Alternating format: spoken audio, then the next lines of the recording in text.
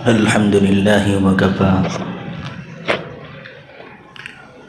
وسلام على عباده الذين اصطفى أما بعد فأعوذ بالله من الشيطان الرجيم بسم الله الرحمن الرحيم وله الكبرياء في السماوات والأرض وهو العزيز الحكيم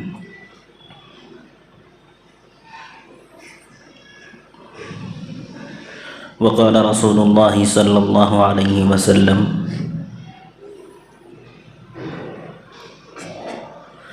من تواضع لله رفعه الله ومن تكبر وضعه الله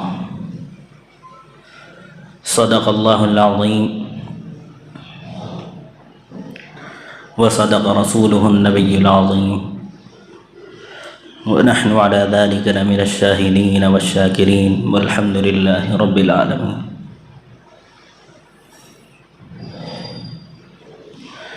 تمام تعریفیں اللہ رب العالمین کے لیے سزاوار ہیں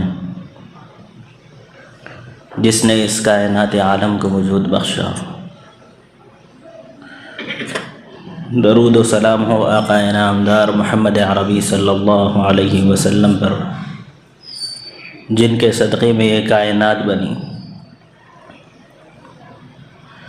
کروڑوں برکتیں اور رحمتیں نازل ہوں دیگر انبیاء و صدیقین، شہداء و صالحین، علماء ربانیین، صوفیاء کرام اور مبلغین عظام پر، جنہوں نے ظاہری اور باطنی علوم کو ہم تک پہنچانے میں کوئی کسر اٹھا نہیں رکھی۔ حمد و صلات کے بعد، اپنے محسنین کے حق میں دعا کے بعد، میں اپنے اصل عنوان کی طرف آتا ہوں۔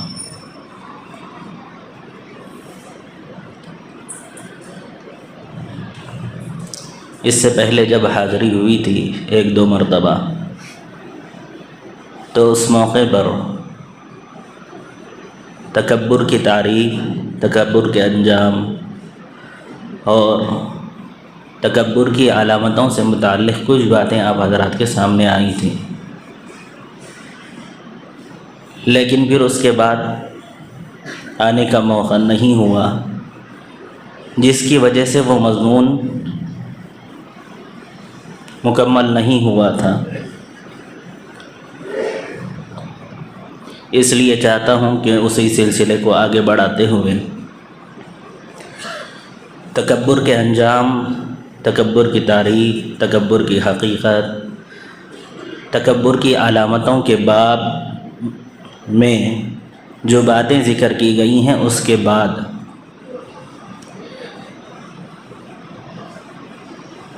تکبر کے اسباب اور وجوہات، تکبر انسان کے اندر کیوں پیدا ہوتا ہے، ان وجوہات اور اسباب کو آج آپ حضرات کے سامنے سنانے کا ارادہ ہے۔ امام غزالی رحمۃ اللہ علیہ نے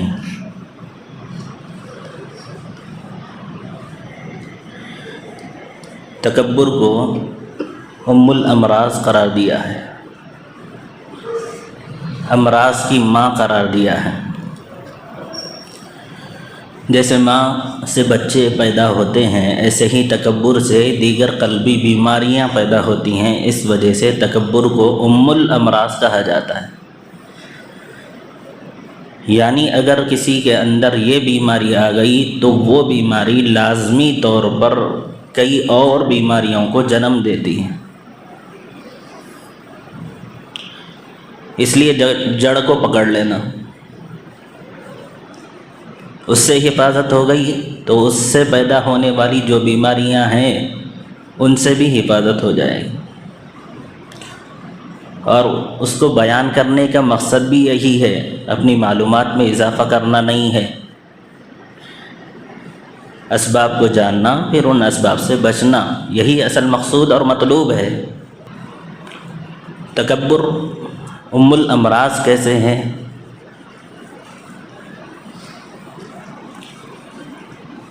وہ بتانا چاہوں گا۔ پدرم سلطان بود کی خام خیالی میں مبتلا ہو جانے کے بعد کہ میرے آبا و اجداد بہت اچھے تھے، بہت افضل تھے، بہت اعلیٰ تھے، بڑے عظیم کارنامے انہوں نے انجام دیے ہیں، لہذا میں بھی بہت بڑا آدمی ہوں۔ اس طرح کا خیال جب انسان کے قلب و دماغ میں راسخ ہو جاتا ہے تو پھر اگر اس کے بعد کوئی اس سے کم عمر والا یا اس سے کم درجے والا آدمی کسی برائی پر اس کو روکتا اور ٹوکتا ہے، تنبیہ کرتا ہے، آگاہ کرتا ہے، تو وہ ناراض ہو جاتا ہے اور اس کی بات کو ٹھکرا دیتا ہے، رد کر دیتا ہے۔ اسی کو تکبر کہتے ہیں کہ حق بات کو چاہے وہ کتنی ہی حق ہو، کتنی ہی سچ ہو، اس کو تکبر کی بنیاد پر دوسروں کو حقیر سمجھتے ہوئے ٹھکرا دینا، رد کر دینا، اسی کا نام تکبر ہے۔ پھر اسی سے دوسری بیماریاں پیدا ہوتی ہیں۔ مثلا اس سے کم عمر والا، اس سے کم درجے والا ترقی کر جاتا ہے، آگے بڑھ جاتا ہے، بلند درجات کو حاصل کر لیتا ہے،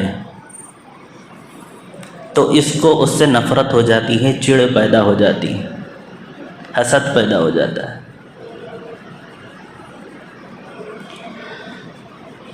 پھر جب کوئی آدمی اس کا احترام نہیں کرتا، اس کا اکرام نہیں کرتا، اس کو سلام نہیں کرتا، اس سے کلام نہیں کرتا، تو اس کے تعلق سے اس کے قلب میں کینہ پیدا ہو جاتا ہے، غصہ پیدا ہو جاتا ہے۔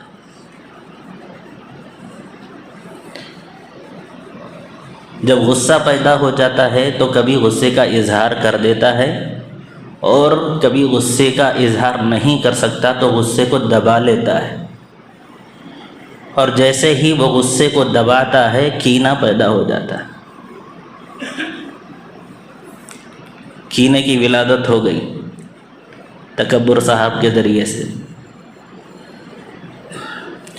کینے کی پرورش کرتا ہے، کینہ پالتا ہے اپنے سینے میں، اپنے سینے کو بے کینہ نہیں بناتا، تو پھر اس سے اور مزید بیماریاں پیدا ہوتی ہیں، روحانی امراض اور جراثیم زہر بن کر اس کے اندر سرایت کر جاتے ہیں۔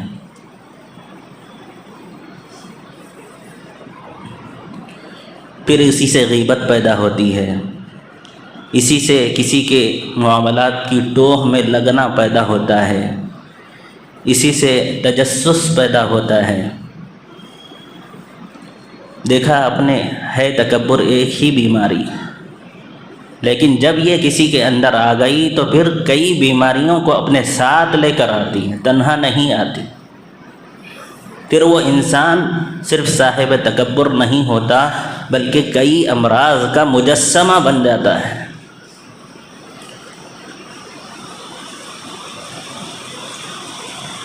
اسی لیے اس کو ام الامراض کہا گیا ہے۔ اس لیے تکبر کے اسباب کیا ہیں، ان کو جان کر ان سے بچنا اور ان سے اپنی حفاظت کرنا یہ ضروری ہے۔ تو سب سے پہلی چیز جس کے ذریعے سے تکبر پیدا ہوتا ہے وہ ہے ظاہری علم۔ اس کی وجہ سے تعلی کا وجود ہوتا ہے، تکبر کا وجود ہوتا ہے۔ جب انسان صرف الفاظ اور حروف اور نقوش کو حاصل کرتا ہے، حقائق تک نہیں پہنچتا، اسرار اور رموز تک نہیں پہنچتا، اور علم کے ساتھ نورانیت نہیں ہوتی، علم کے ساتھ روحانیت نہیں ہوتی، علم کے ساتھ نور نہیں ہوتا، تو پھر ویسا علم اس کے اندر تکبر پیدا کرتا ہے۔ اور علم کے ساتھ اگر نور بھی پیدا ہو جائے، علم کے ساتھ اگر عمل بھی ہونے لگے، تو ایسا علم نافع ہوتا ہے، اس کے اندر نورانیت آ جاتی ہے، روحانیت آ جاتی ہے، نافعیت آ جاتی ہے۔ اس کے ذریعے سے خود بھی وہ فائدہ محسوس کرتا ہے اور دوسروں کو بھی اس کے علم کے ذریعے سے نفع پہنچتا ہے۔ تو ایسا علم نور علی نور ہوتا ہے، سونے پر سہاگا کی مثال ہوتا ہے۔ علم کا علم ہے، معرفت کی معرفت ہے۔ اس لیے عبد کی حقیقت اور رب کی حقیقت کے ساتھ جو علم حاصل کیا جاتا ہے اس علم کے ذریعے سے خشیت پیدا ہوتی ہے، اور جس علم کے اندر یہ چیز نہیں ہوتی اس کے اندر تعلی کا وجود ہوتا ہے اور تکبر وجود میں آتا ہے۔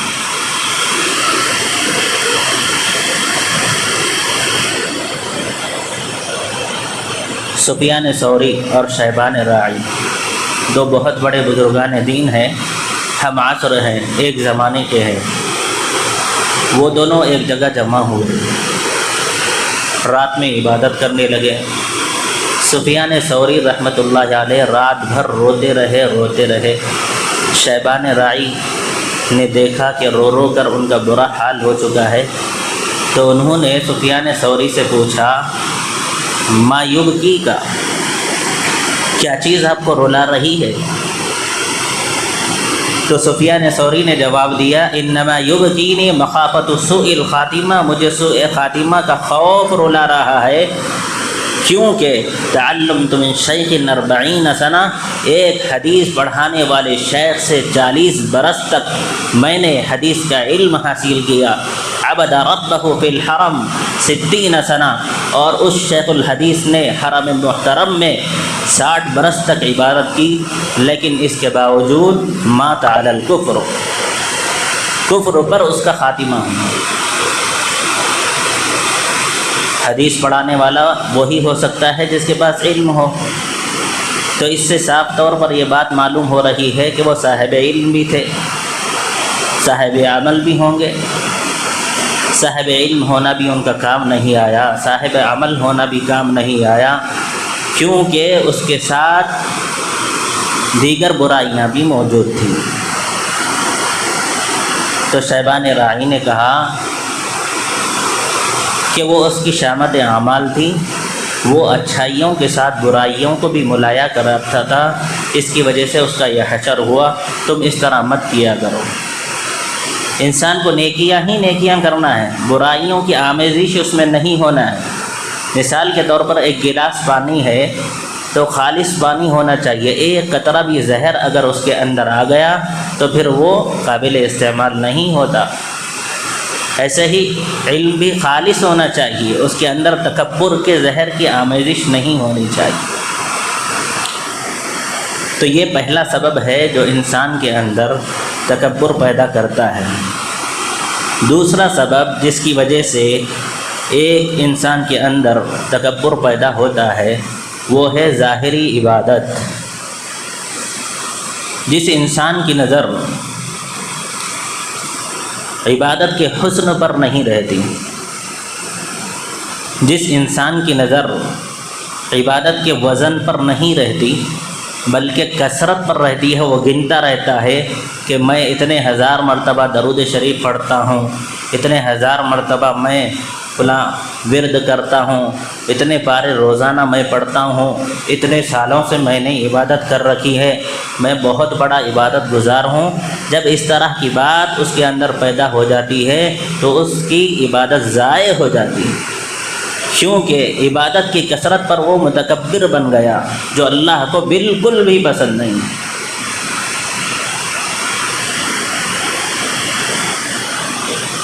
جیسا کہ ایک عابر کا اور ایک فاسق کا واقعہ بیان کیا جاتا ہے کہ ایک زمانے میں ایک بہت بڑا عبادت گزار تھا، بہت زیادہ اللہ کی عبادت کیا کرتا تھا، بہت زیادہ نیکوکار تھا۔ جو آدمی نیکیوں میں لگتا ہے ظاہر سی بات ہے کہ اس کو گناہوں کا موقع کم ہی ملتا ہے، تو گناہ نہیں کیا کرتا تھا۔ اور اسی کے زمانے میں ایک فاسق آدمی بھی تھا، گنہگار آدمی بھی تھا۔ اس کو احساس ہو گیا کہ میرے ساتھ رہنے والا نیکوکار ہے، عابد ہے، زاہد ہے، اور میں گنہگار ہوں۔ اپنی گنہگار ہونے کا احساس جب اس کے اندر پیدا ہوا تو وہ اس عابد کی برکت اور نورانیت حاصل کرنے کے لیے اس عبادت گزار کے پاس آ کر چند لمحے بیٹھنا چاہتا تھا، تو اس نے اس کو دھتکار دیا، تو کہاں میں کہاں، میں نیکوکار ہوں، میں عبادت گزار ہوں، اور تو برسہ برس سے سالہ سال سے اللہ کی نافرمانی کر رہا ہے، تو میرا ہم پلہ نہیں ہے، تو میرے ساتھ نہیں رہ سکتا، لہذا یہاں سے چلا جا۔ جیسے ہی عبادت کی کثرت کا تکبر اس کے اندر آیا، اللہ نے اس کے برسہ برس اور سالہ سال کی عبادتوں پر پانی پھیر دیا اور اس کے ساری نیکیاں مٹا دی گئی، اور کہا گیا کہ اثر نو عمل کرو، ایسے عمل کرو جیسے دوبارہ ابھی تک کوئی عبادت تم نے کی ہی نہیں۔ جتنی نیکیاں کی ہیں، جتنے سجدے کیے ہیں، جتنے رکوع کیے ہیں، جتنی تلاوت کی ہے، وہ سب ضائع ہو گیا تکبر کی وجہ سے۔ اس کے برعکس جو گنہگار انسان تھا، اس کو اپنے گناہوں کا احساس تھا اور وہ توبہ کرنے کی نیت سے آیا تھا، اللہ تعالیٰ نے اس کے نامہ اعمال میں اب تک جو گناہ تھے اور خطائیں تھیں وہ سب اللہ نے مٹا دی۔ اب اس سے کہا گیا کہ اثر نو عمل کرو۔ اب اس سے بھی عبادت گزار سے بھی کہا جا رہا ہے کہ اثر نو عمل کرو، پھر سے عمل کرو، اور گنہگار سے بھی کہا جا رہا ہے کہ پھر سے عمل کرو۔ اس میں فائدہ کس کا ہوا؟ گنہگار کا ہوا، فاسق کا ہوا۔ اگرچہ کہ اس نے پوری زندگی گناہوں میں گزاری تھی، لیکن اس کے اندر تکبر نہیں تھا عبادت کا، وہ اپنے آپ کو گنہگار سمجھتا تھا اور تائب ہوا اور احساس اس کے اندر پیدا ہو گیا تھا، تو اللہ نے اس کی نیک نیتی کی وجہ سے، اس کے احساس کی وجہ سے اس کے گناہوں کو مٹا دیا، اور اس کے تکبر کی وجہ سے اس کی ساری نیکیاں ضائع ہو گئی۔ تو اس سے یہ بات معلوم ہوتی ہے کہ انسان کو عبادت کی کثرت کی طرف توجہ نہیں دینا چاہیے، بلکہ جو بھی عبادت کر رہے ہیں اس کو احسن طریقے سے عمدگی کے ساتھ ادا کرنے کی کوشش کرنا ہے، تکبر کے بغیر۔ اللہ تعالیٰ نے قرآن حکیم میں ارشاد فرمایا لِيَبْلُوَكُمْ أَيُّكُمْ أَحْسَنُ عَمَلًا۔ اللہ نے موت و حیات کو جو پیدا فرمایا ہے اس کا مقصد بتایا ہے تاکہ تم کو آزمائے کہ تم میں کون اچھے عمل کرنے والا ہے۔ اللہ نے وہاں پر یہ نہیں کہا لِيَبْلُوَكُمْ أَيُّكُمْ أَكْثَرُ عَمَلًا، تم میں سے زیادہ عمل کرنے والا کون ہے یہ دیکھنے کے لیے میں نے تم کو پیدا کیا ہے، موت و حیات کو میں نے پیدا کیا ہے، ایسا نہیں کہا، بلکہ اللہ نے کہا تاکہ دیکھوں کہ تم میں سے کون عمدگی کے ساتھ اچھے طریقے سے بغیر تکبر کے، اخلاص کے ساتھ، ریا کے بغیر عبادتوں کو انجام دیتا ہے اور گناہوں سے بچتا ہے۔ لہذا اپنی عبادتوں کی کثرت پر تکبر کرنا یہ بہت بڑی حماقت ہے، بے وقوفی ہے، اس سے عبادتیں ضائع ہو جاتی ہیں۔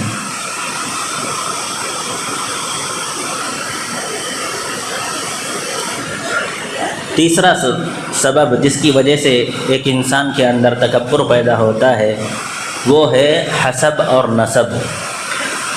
میں اعلیٰ خاندان والا ہوں، میں شریف النسل ہوں، میں اونچی نسل سے تعلق رکھتا ہوں، بڑے خاندان سے میرا تعلق ہے، میرے آبا و اجداد بہت عظیم الشان کارنامے انجام دے چکے ہیں، ان کی نسل سے میرا تعلق ہے۔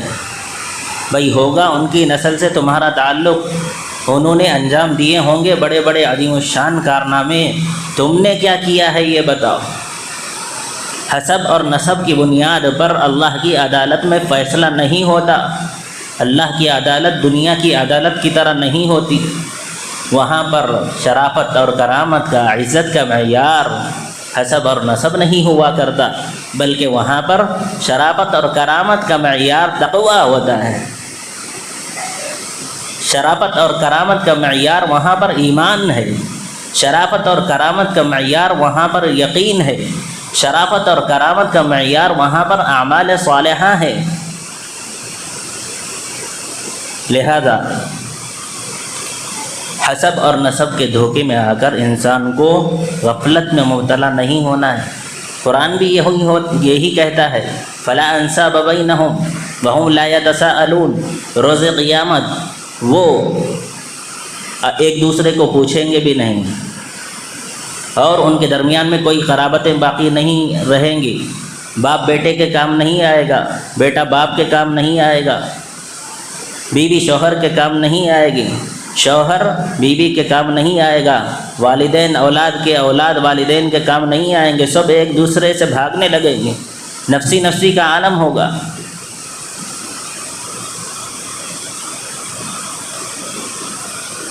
اس لیے حسب اور نسب پر غرور اور تکبر نہیں ہونا چاہیے۔ اگر کسی کو اللہ تعالیٰ نے شریف النسل بنایا ہے، اچھے خاندان میں سے بنایا ہے، اچھے سلسلے سے اس کو وابستہ کیا ہے، تو یقیناً یہ بہت بڑی نعمت ہے۔ اس کا مطلب یہ نہیں ہے کہ اس نعمت پر انسان اترانا شروع کر دے اور دوسروں کو حقیر اور کمتر سمجھنے لگے۔ یہ ایک انفرادی فضیلت ہے، خصوصی فضیلت ہے، کسی کسی کو اللہ تعالیٰ عطا فرما دیتے ہیں۔ تو ایسے ہی لوگوں کے ساتھ ہم کو وابستہ ہونا ہے تکبر کے بغیر، جب ان کے اندر یہ چیز پائی جاتی ہو۔ حدیث بھی یہی کہتی ہے من بطأ به عمل لم يسرع به نسب، جس کا حسب نسب موجود ہو اور وہ اس پر تکیہ کرے تو یہ حسب نسب اس کے کام نہیں آ سکتا۔ جس کو اس کا عمل پیچھے کر دے اس کا حسب اور نسب اس کو آگے نہیں بڑھا سکتا، حدیث میں یہ فرمایا گیا ہے۔ اور پھر عہد نبوی میں ایک واقعہ رونما ہوا تھا، وہ غیر معمولی واقعہ بھی یہی بتلاتا ہے کہ حسب اور نسب کی اہمیت اللہ کی عدالت میں نہیں ہے۔ فیصلے کے وقت میں اس کو معیار نہیں بنایا جائے گا، وہ خصوصیت ضرور ہے، وہ فضیلت ضرور ہے، لیکن عدالت میں فیصلے کے موقع پر، قول فوصل کے موقع پر اللہ تعالیٰ اس کو معیار نہیں بنائیں گے۔ فاطمہ بنت مخزومیہ کا واقعہ آپ نے سنا ہوگا کہ عرب کا ایک قبیلہ تھا، اس قبیلے کی ایک بچی نے چوری کی۔ اب اسلامی شریعت کے مطابق چوری کرنے والے کا ہاتھ کاٹا جاتا ہے، لہذا ہاتھ کاٹنے کے لیے فرمان جاری کر دیا گیا۔ تو اس کے قبیلے اور خاندان والے حضور اکرم صلی اللہ علیہ وسلم کی خدمت میں آئے اور آ کر کہا کہ یہ ہدایہ لے لیجئے، یہ تحائف لے لیجئے، یہ سونے چاندی اور زیورات قبول کر لیجئے، ہماری ناک کٹنے سے بچا لیجئے، ہم ذلیل ہو جائیں گے، رسوا ہو جائیں گے کہ اس خاندان کی لڑکی نے یہ گناہ کیا ہے۔ تو نبی اکرم صلی اللہ علیہ وسلم نے اس موقع پر جلالی جواب دیا، تم فاطمہ بنت مخزومیہ کی بات کرتے ہو، اگر اس موقع پر فاطمہ بنت محبت بھی ہوتی تو میں اس کے بھی ہاتھ کاٹ دیتا۔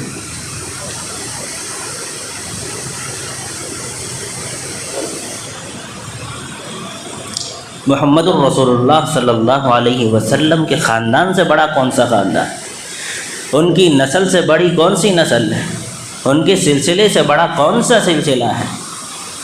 ان کے خاندان میں پیدا ہو جانا یہ بہت بڑی غیر معمولی بات ہے، لیکن اللہ کے نبی صلی اللہ علیہ وسلم نے صاف فرما دیا کہ یہ میرے خاندان میں سے بھی ہونا تم کو روز قیامت کام نہیں آ سکتا۔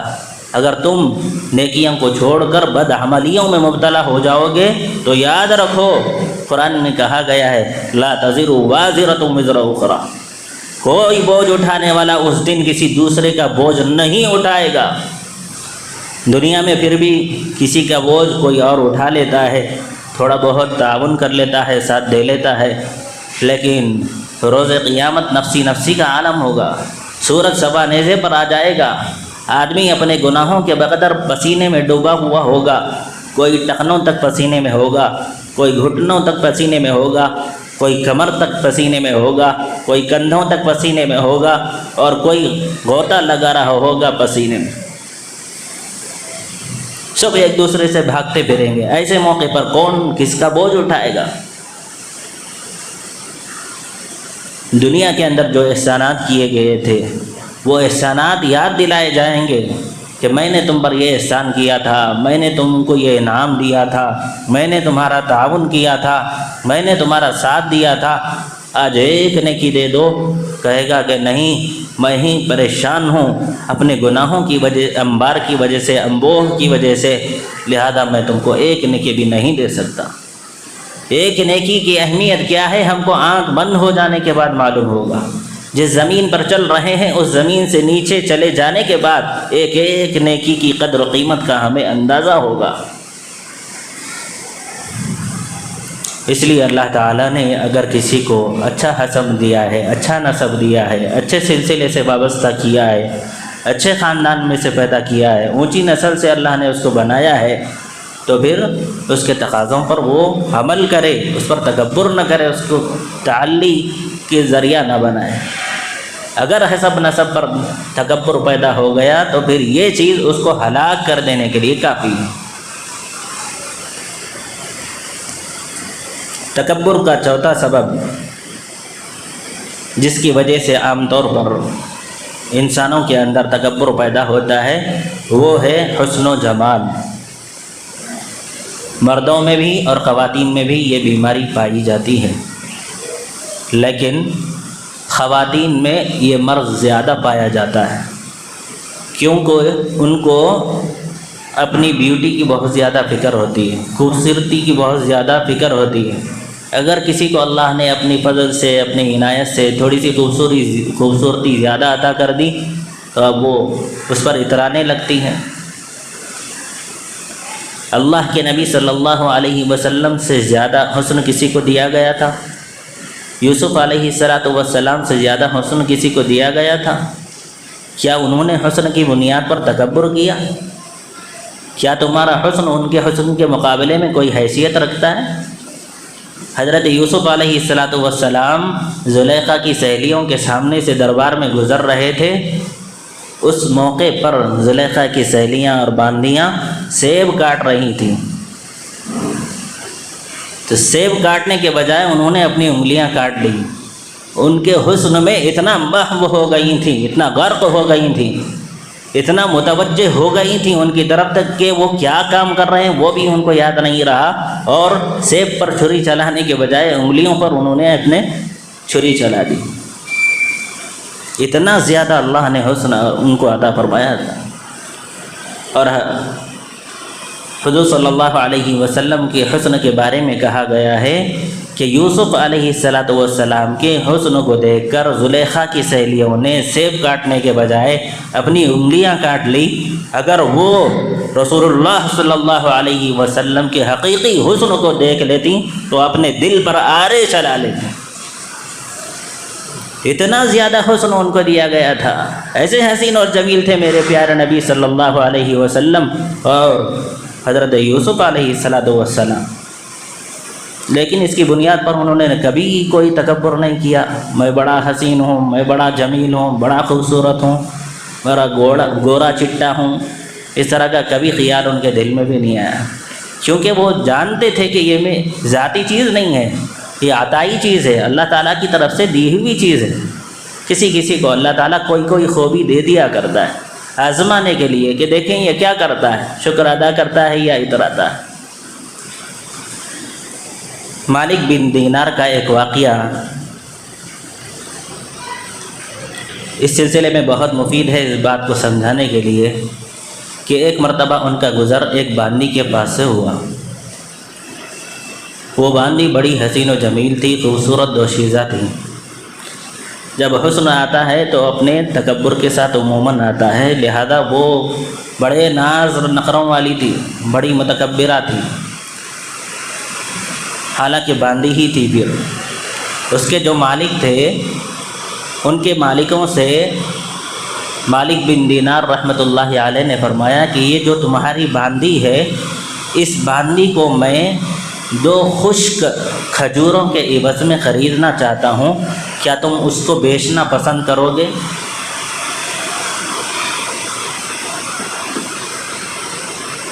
تو اس باندی کا جو مالک تھا حیران ہوا، ایسی رشک قمر حور پری، اتنی خوبصورت باندی، اور اس کی قیمت تم دو خشک کھجور بیان کر رہے ہو، کیا کہہ رہے ہو؟ کچھ سمجھ میں بھی آ رہا ہے تم کو؟ ہوش و حواس میں ہو؟ تو مالک بن دینار رحمۃ اللہ علیہ نے بڑا اچھا جواب دیا۔ انہوں نے کہا اس باندی کے اندر بہت سارے عیوب اور نقائص ہیں، اس کی وجہ سے میں نے اس کی قیمت کم لگائی ہے۔ وہ عیوب اور نقائص اس کے اندر یہ ہے کہ اگر یہ چند دن پانی نہ نہائے، خوشبو استعمال نہ کرے تو اس کا بدن بدبودار بن جاتا ہے، بال صاف نہ کرے تو جنگل بن جاتا ہے، حیض اس کو آتا ہے، نفاس اس کو آتا ہے، گندگی اور نجاست اور غلاظت اس کے اندر بھری ہوئی ہے۔ آنکھ، ناک اور کان وغیرہ کی آلائشیں اگر وہ صاف نہ کرتی رہا کرے روزانہ یومیہ بنیاد پر، تو اس صورت میں قریب جانا بھی کوئی اس کے پسند نہیں کرے گا۔ یہ عیوب اور نقائص اس کے اندر موجود ہے، اور یہ جو اس کا حسن ہے وہ عارضی حسن ہے، حقیقی حسن نہیں ہے، فانی حسن ہے، لہذا جو فانی چیز ہے اس کی قدر و قیمت زیادہ نہیں ہوگی۔ اس کے برعکس میرے پاس ایک ایسی حور ہے جو جنت میں اللہ رب العالمین مجھے عطا فرمائیں گے۔ اس کی خوبیاں یہ ہے کہ وہ ہر جائی نہیں ہے، آج ایک کے پہلو میں تو کل دوسرے کے پہلو میں ایسے نہیں، وہ بے وفا نہیں ہے، وہ وعدہ وفا کرنے والی ہے۔ وہ بات کرتی ہے تو موتیاں جھڑتے ہیں، جب وہ نمکین پانی میں تھوک دے تو وہ میٹھا بن جاتا ہے، سورج کی روشنی اس کے نور کے سامنے مان پڑ جاتی ہے۔ ایسی حسین و جمیل حور پری اللہ رب العالمین ان لوگوں کو عطا کریں گے جو لوگ تہجد کی نماز پڑھتے ہوں گے اور اپنے کھانے میں دوسرے غریب لوگوں کو بھی بقدر وسعت شامل کر لیا کرتے ہیں۔ دنیا میں رہتے ہوئے آخرت کی فکر میں لگے رہتے ہیں اور اپنی ذات سے دوسروں کو کوئی نقصان نہیں پہنچاتے۔ فائدہ پہنچا سکتے ہیں تو فائدہ پہنچا دیتے ہیں، فائدہ نہیں پہنچا سکتے تو کم از کم اتنا کر لیتے ہیں کہ نقصان تو نہیں پہنچاتے۔ تو جو یہ کام کرتا ہے اس کو اللہ رب العالمین ایسی حوریں عطا فرمائیں گے جنت میں۔ تو اب بتاؤ اس کی قیمت زیادہ ہے یا اس کی قیمت زیادہ ہے؟ ایسی حور کے موجود ہوتے ہوئے ایسے فانی حسن پر مرنے کی کیا ضرورت ہے؟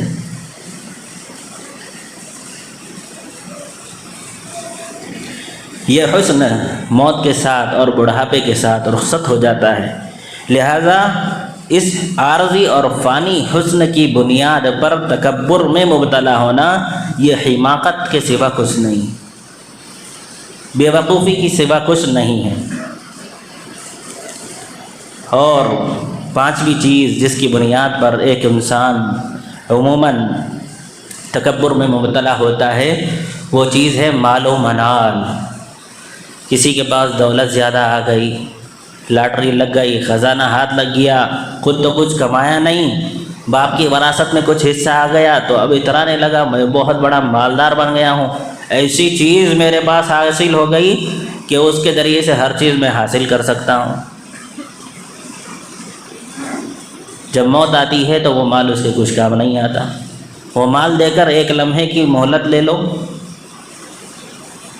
روح قبض کرنے والے فرشتے سے، کیا وہ مال قبر میں جانے سے بچائے گا؟ کیا وہ مال حشر میں ہمارے انجام سے ہم کو بچا پائے گا؟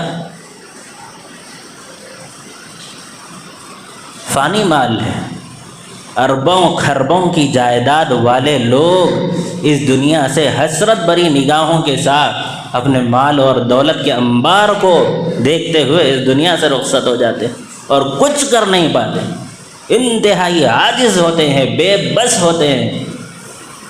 جس ہاتھ سے وہ لاکھوں کروڑوں کی رقم کے چک بنایا کرتے، سامنے ان کے وہ چک پڑے ہوئے ہوتے ہیں، اپنی انگلیوں میں وہ حس اور حرکت بھی پیسے کی بنیاد پر نہیں لا سکتے۔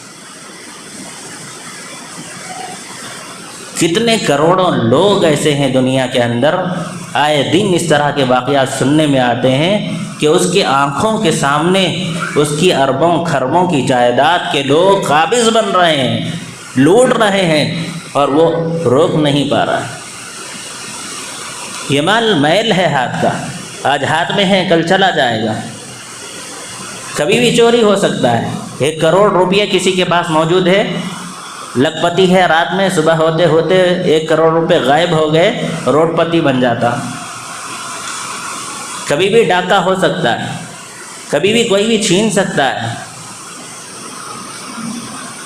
سمندر میں ضائع ہو سکتے ہیں، آگ میں جل سکتے ہیں۔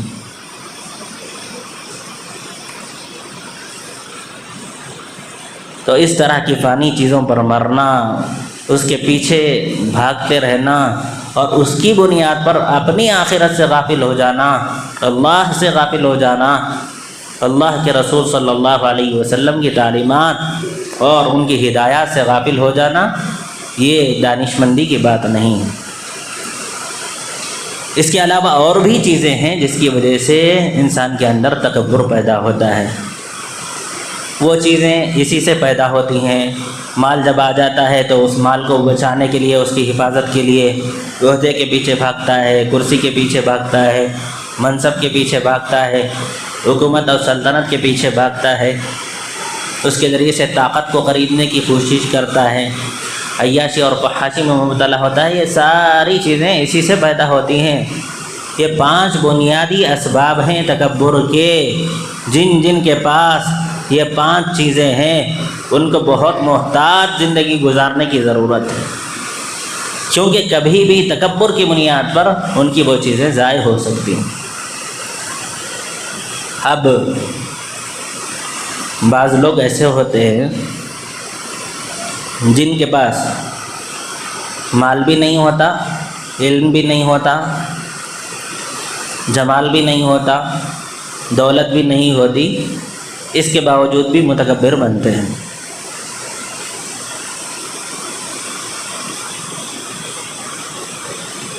حدیث میں کہا گیا ہے کہ 3 آدمی بڑے بد نصیب ہیں، انتہائی گھٹیا قسم کے، خسیس کمینے قسم کے لوگ ہیں۔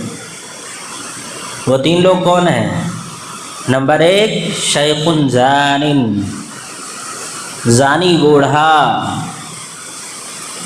شہوت ختم ہو جانے کے باوجود بھی زنا کی لت سے اپنے آپ کو محفوظ نہیں رکھ پایا، ایسا زانی بوڑھا انتہائی ذلیل ترین انسان، بد نصیب انسان۔ کیونکہ جب جوانی ہوتی ہے تو جوانی کے جوش میں شہوت کے غلبے کی وجہ سے کبھی کبھی انسان سے بشری تقاضوں کی بنیاد پر کوئی گناہ ہو جاتا ہے۔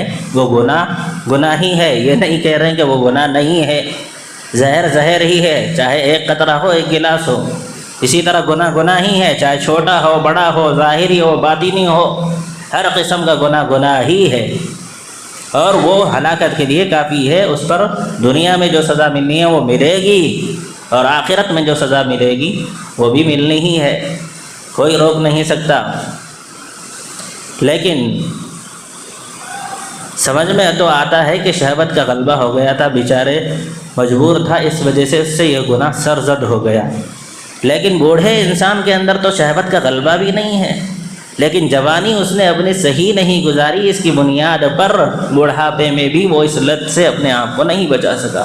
اس لیے ایسا زانی بوڑھا انتہائی بدترین انسان ہے، بد نصیب انسان ہے۔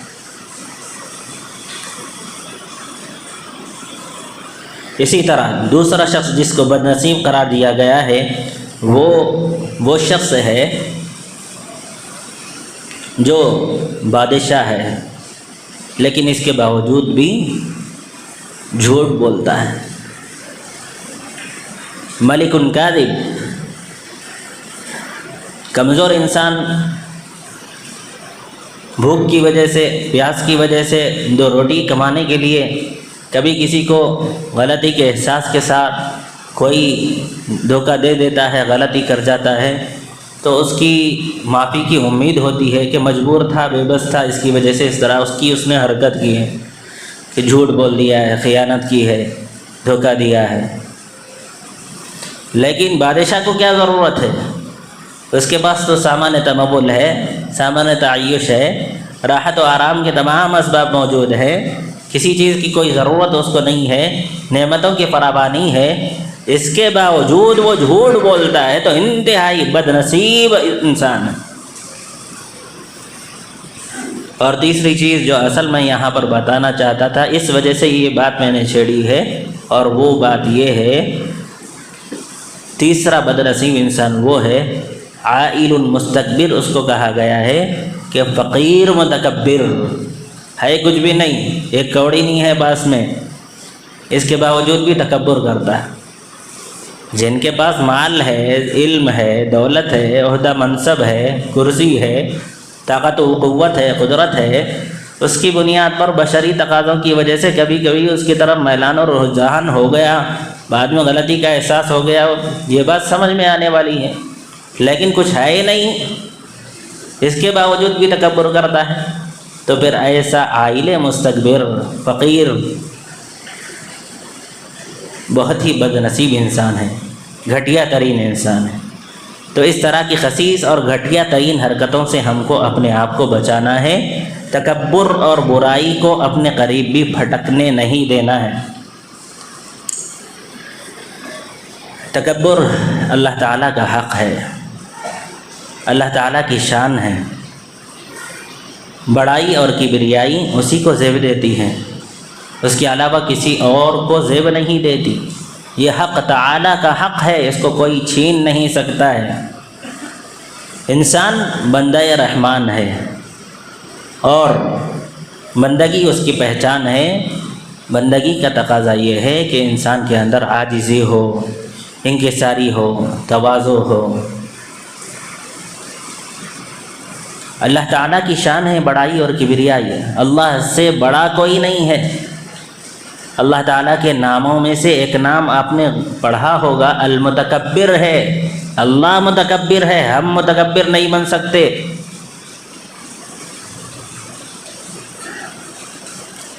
اللہ سے بڑا کوئی نہیں ہے، اسی لیے کہا جاتا ہے اللہ اکبر، اللہ بڑا ہے، کس سے بڑا ہے؟ من کل شیء، ہر چیز سے اور ہر ذات سے اللہ بڑا ہے۔ اس کی بڑائی اور کبریائی میں کوئی شمولیت اختیار ہی نہیں کر سکتا۔ گلاس میں پانی بھرا ہوا ہو، پانی سے لبالب گلاس موجود ہو، اس میں مزید کوئی پانی ڈالنا چاہے تو اس کے اندر جا سکتا ہے؟ نیچے گر جائے گا۔ اللہ کی بڑائی اور کبریائی کی صفت مملو ہے، پر ہو چکی ہے، کوئی اس میں دخل نہیں کر سکتا، اندازی نہیں کر سکتا، کوئی اس میں شامل نہیں ہو سکتا۔ وہ حق تعالیٰ ہی کا حق ہے، ذات حق ہی کی شان ہے، بڑائی اور کبریائی اسی کو زیب دیتی ہے، جیسا کہ قرآن حکیم میں اللہ رب العالمین نے ارشاد فرمایا ہے وَلَهُ الْكِبْرِيَاءُ فِي السَّمَاوَاتِ وَالْأَرْضِ وَهُوَ الْعَزِيزُ الْحَكِيمُ، اسی کے لیے ہے بڑائی آسمانوں میں اور زمینوں میں، اور وہ زبردست ہے، حکمت والا ہے، طاقت بھی زبردست ہے اور استعمال طاقت بھی زبردست ہے۔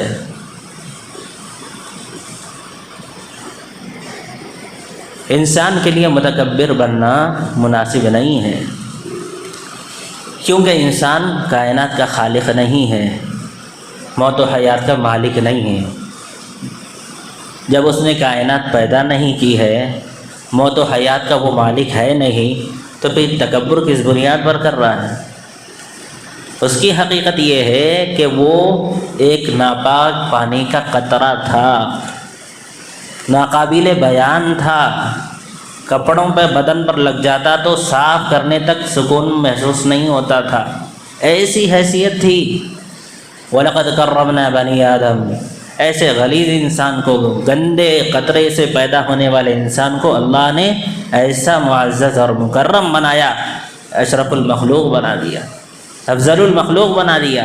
کائنات میں جتنی مخلوقات پائی جاتی ہیں ان سب میں سب سے زیادہ اعلیٰ اور اشرف اللہ نے بنا دی۔ اور پھر جب انسان پیدا ہوتا ہے تو اپنے ساتھ حوائج کو لے کر پیدا ہوتا ہے، احتیاجات کو لے کر پیدا ہوتا ہے، ضروریات کو اپنے ساتھ لے کر پیدا ہوتا ہے۔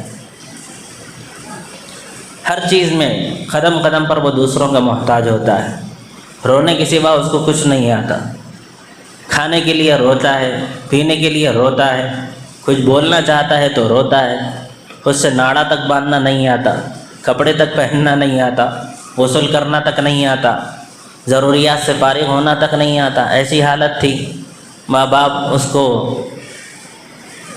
جو ضروریات اس کی حاجات ہیں وہ پوری کرتے ہیں، اور پھر جیسے جیسے وہ بڑا ہوتا جاتا ہے اور بھی زیادہ محتاج بنتا چلا جاتا ہے۔ راستہ چلتے ہوئے آپ نے دیکھا ہوگا جگہ جگہ پر مین ہول نظر آتے ہیں، ساری گندگی جو ہوتی ہے وہ زمین کے نیچے سے بہائی جاتی ہے۔ ایسے ہی یہ جو پیٹ ہے وہ انسان کا مین ہول ہے، گٹر ہے، اپنے ساتھ گٹر لے کر پھرتا ہے، نجاستوں اور غلاظتوں کا کپا ہے۔ نجاست اور غلاظت اس کے جسم میں، اس کے بدن میں ہمیشہ رہتی ہے، اس کے رگوں میں خون دوڑتا ہے، جسم میں کہیں کوئی مار لگ جاتا ہے تو اس صورت میں پیپ نکلتا ہے، بول و براز اس کے پیٹ میں موجود ہے۔ اتنی گندگیاں اپنے ساتھ لیے ہوئے ہے، پھر اس کے باوجود بھی تکبر کرتا ہے۔ شرم آنی چاہیے ایسے انسان کو جو اتنا محتاج ہونے کے باوجود اتنی آلائشیں اور گندگیاں، نجاست اور غلاظت اپنے اندرون میں رکھنے کے باوجود بھی تکبر کرتا پھرتا ہے، شیخی بگارتا پھرتا ہے، برائیاں کرتا پھرتا ہے، بڑائیاں ظاہر کرتا پھرتا ہے۔ من کان فی قلبہ مثقال ذرۃ من کبر لم يدخل الجنہ۔ ذرہ برابر بھی اگر کسی کے اندر کبر ہوگا، بڑائی ہوگی، تو اللہ ایسے انسان کو جنت میں داخل نہیں کریں گے۔ غور کیجیے اس بات پر کہ یہاں پر حدیث میں کبر کا لفظ اللہ نے استعمال فرمایا ہے، تکبر نہیں کہا۔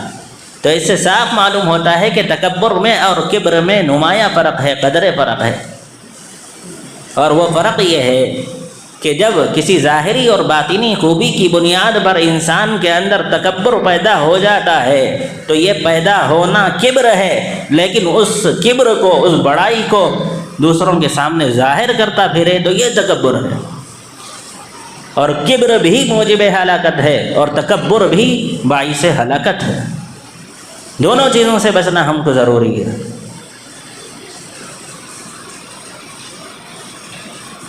حضرت عمر بن خطاب رضی اللہ تعالی عنہ جب ممبر پر بیٹھتے تھے خطبہ دینے کے لیے لوگوں کے سامنے، تو لوگوں سے کہتے تھے کہ اے لوگو تواضع اختیار کرو، کیونکہ میں نے نبی اکرم صلی اللہ علیہ وسلم کو کہتے ہوئے سنا ہے، من تواضع للہ رفعہ اللہ، جو اللہ کے لیے تواضع اختیار کرتا ہے اللہ اس کو بلند فرما دیتے ہیں۔ ومن تکبر وضعہ اللہ، اور جو تکبر اختیار کرتا ہے اللہ اس کو پست کر دیتے ہیں۔ اب غور کیجیے اس حدیث کے ایک ایک ٹکڑے پر غور کرنا ہے، کئی کئی نقطے اس کے اندر موجود ہوتے ہیں، قیمتی ہیرے موجود ہوتے ہیں۔ اللہ کے نبی صلی اللہ علیہ وسلم نے یہ نہیں فرمایا من تواضع رفعہ اللہ، جو تواضع اختیار کرتا ہے اللہ اس کو بلند کرتے ہیں، بلکہ اللہ کے نبی صلی اللہ علیہ وسلم نے یہ فرمایا من تواضع للہ، جو تواضع اختیار کرتا ہے اللہ کے لیے اس کو اللہ بلند کرتے ہیں۔ اس سے یہ بات معلوم ہوئی کہ تواضع کبھی کبھی اللہ کے لیے نہیں، غیر اللہ کے لیے بھی اختیار کی جاتی ہے۔ بڑا متواضع بنتا پھرتا ہے، بڑی عاجزی اور انکساری اس کے اندر موجود ہے، لیکن مقصد اللہ کو راضی کرنا ہی نہیں ہے، اللہ کے لیے تواضع اختیار کرنا نہیں ہے، بلکہ اس کا مقصد یہ ہے کہ لوگ مجھے پارسا سمجھیں، لوگ مجھے بزرگ سمجھیں، لوگ میری تعریف کریں۔ تو اب یہ تواضع اختیار کرنا اللہ کے لیے ہوا یا غیر اللہ کے لیے ہوا؟ جب غیر اللہ کے لیے ہوا تو پھر اس کو رفعت اور بلندی کیسے مل سکتی ہے؟ من تواضع للہ رفعہ اللہ، جو اللہ کے لیے تواضع اختیار کرتا ہے غیر اللہ کے لیے نہیں، کوئی دنیاوی مقصد نہیں ہوتا، ایسے بندے کو اللہ تعالیٰ بلند فرماتے ہیں۔ فهو في عينه صغير وفي أعين الناس كبير. لہذا وہ انسان اپنی نگاہوں میں تو چھوٹا ہوتا ہے، میری کوئی حیثیت نہیں ہے، میری کوئی حقیقت نہیں ہے، لیکن لوگوں کی نظروں میں اللہ اس کی قدر و منزلت بڑھا دیتے ہیں، اس کو عزت عطا فرماتے ہیں، سربلندی عطا فرماتے ہیں. اور جو شخص تکبر اختیار کرتا ہے وضعہ اللہ وہو فی عینہ کبیر، وہ اپنی نگاہوں میں تو بڑا انسان بنا پھرتا ہے، حقیقت یہ ہے وفی اعین الناس صغیر، لوگوں کی نظروں میں انتہائی گھٹیا ترین انسان ہوتا ہے، خسیس ترین ذلیل ترین انسان ہوتا ہے. یہاں تک کہ حدیث میں یہ الفاظ تک آئے ہیں وہو اہون من الکلب والخنزیر، کتے اور خنزیر سے بھی زیادہ اس کی حیثیت لوگوں کی نگاہوں میں نہیں ہوتی. متکبرانہ جملے کہتا پھرتا ہے، بڑائی جتاتا ہے، تکبر کرتا ہے، متکبر بنتا ہے، اللہ کی زمین پر ایڑیاں مار کر چلتا ہے، بڑے جملے بولتا ہے. حقیقت یہ ہے کہ انسانوں کی نظر میں اس کی کوئی عزت نہیں ہوتی، نفرت بھر جاتی ہے، نفرت. دو کوڑی کا نہیں ہوتا وہ کسی کی نظر میں. کتے سے جیسے نفرت کرتے ہیں، خنزیر سے جیسے حقارت کرتے ہیں، ایسی حقارت اللہ تعالیٰ لوگوں کے دلوں میں اس کے تعلق سے ڈال دیتے ہیں. جب یہ باتیں انسان کے سامنے رہے گی تکبر کرنے کی ہمت ہوگی. اس لیے اپنی حقیقت کی معرفت ضروری ہے، اس کے بعد ہی رب کی معرفت نصیب ہوگی. جھکتے وہی ہیں جن میں جان ہوتی ہے، جھکتے وہی ہیں جن میں جان ہوتی ہے، اکڑ کے رہنا تو مردوں کی پہچان ہوتی ہے. جب انسان مر جاتا ہے تو اس کی باڈی اور اس کی جسم اور بدن کو دیکھیے اکڑ جاتا ہے، بالکل سیدھا ہو جاتا ہے. یہ مردوں کی پہچان ہے، زندوں کی پہچان نہیں ہے. اس کا مطلب ہرگز یہ نہیں ہے کہ کسی متکبر سے آپ کا سامنا ہو جائے تو اس کے سامنے بھی آپ متواضع بن جائیں. بدگمانی بالکل بھی نہیں کرنا ہے کہ فلاں شخص متکبر ہے. اگر اس کے طرز عمل سے یہ ظاہر ہو جائے کہ وہ متکبر ہے تو پھر ایسی صورت میں ایسے شخص کے ساتھ تکبر سے ہی پیش آنا ہے. التکبر مع المتکبرین عبادہ، متکبرین کے ساتھ تکبر عبادت ہے. کیونکہ یہاں متکبر کے سامنے اگر عاجزی اختیار کی جائے گی اور تواضع اختیار کی جائے گی تو اور متکبر بنے گا. یہ اس پر ظلم ہے، اس پر زیادتی ہے. اس کے ساتھ خیر یہ ہے، اس کے ساتھ بھلائی یہ ہے، اس کی خیر خواہی یہ ہے کہ اس کے تکبر کو توڑا جائے، اس کے تکبر کو کچل دیا جائے تاکہ وہ متکبرین میں سے بننے سے بچ جائے. ہمارا بھائی ہے، مسلمان بھائی ہے، اس کے اندر اگر تکبر پیدا ہوتا ہے ہمارے سلام کرنے کی وجہ سے، اس کے اندر تکبر پیدا ہوتا ہے ہمارے احترام کی وجہ سے، تو ایسے متکبرین کو نظر انداز کرتے ہوئے آگے بڑھ جاؤ. اور اللہ کے نبی صلی اللہ علیہ وسلم انتہائی متواضع ہونے کے باوجود، خشیت کا غلبہ ہونے کے باوجود، تکبر کا نام و نشان بھی وہاں نہیں ہے، اس کے باوجود پیارے نبی کی پیاری دعا یہ تھی اللہم اجعلنی فی عینی صغیرا وفی اعین الناس کبیرا. اللہ میری نگاہ میں مجھے چھوٹا بنا دیجئے، لوگوں کی نگاہوں میں مجھے معزز اور مکرم بنا دیجئے.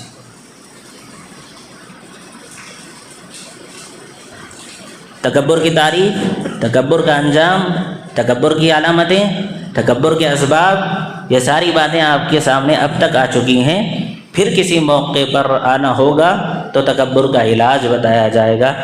جو کچھ باتیں بتائی گئی ہیں اللہ تعالی ہم سب کو اس پر عمل کرنے کی توفیق عطا فرمائے. میں نبی کریم صلی اللہ علیہ وسلم کی اس دعا پر اپنی بات ختم کرنا چاہوں گا. اللہم اجعلنی فی عینی صغیرا وفی اعین الناس کبیرا. وآخر دعوانا الحمد للہ رب العالمین.